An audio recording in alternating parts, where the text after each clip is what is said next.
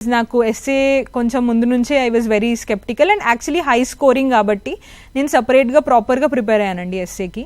So first నేను అన్ని previous year questions చూశాను, ఏ టాపిక్స్ ఏ థీమ్స్ మీద వస్తున్నాయన్నది చూశాను.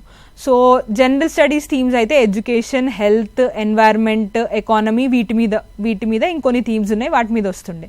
దాని తర్వాత ఈ మధ్యలో ట్రెండ్ ప్రకారం కొన్ని ఫిలాసఫికల్ ఎస్సేస్ కూడా వస్తున్నాయి, ఇట్లా కోట్స్ ఇచ్చేస్తున్నారు, దాని మీద రాయాలి అని ఇచ్చేవాళ్ళు.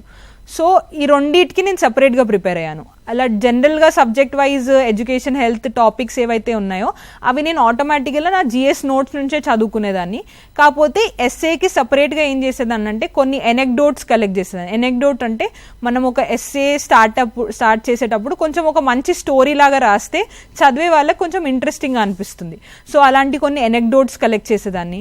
ఎడ్యుకేషన్ మీద మళ్ళీ కొన్ని ఏమైనా కోట్స్, కొంచెం పెద్ద పెద్ద వాళ్ళు ఎవరైనా కోట్స్ చెప్పుంటే అవి కలెక్ట్ చేసేదాన్ని.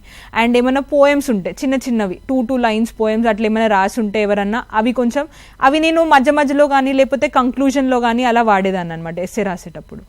And coming to philosophical topics, ఏవైతే ఒక కోట్ ఇచ్చి దాన్ని ఎక్స్పాండ్ చేయమంటారో దాన్ని ఫస్ట్ నేను బ్రెయిన్ స్టార్మ్ చేసేదాన్ని. నా ఎస్సే ఒక 1.5 hour రాయాలి అంటే నేను ఫస్ట్ 15-20 minutes కంప్లీట్గా ఆ టాపిక్ పెట్టుకొని ఆ టాపిక్ మీద నేను ఈ టాపిక్ మీద ఏమేమి రాయగలుగుతాను, ఏమేమి రాయాలి. సో ఫస్ట్ ఆ టాపిక్ ఎక్స్ప్లెనేషన్ అనేది ఒక ఇంట్రడక్షన్ పెట్టుకొని దాని తర్వాత ఈ టాపిక్ ఫస్ట్ క్వశ్చన్స్లా డివైడ్ చేసేదాన్ని, వై, వాట్, వెన్, హౌ అవన్నీ.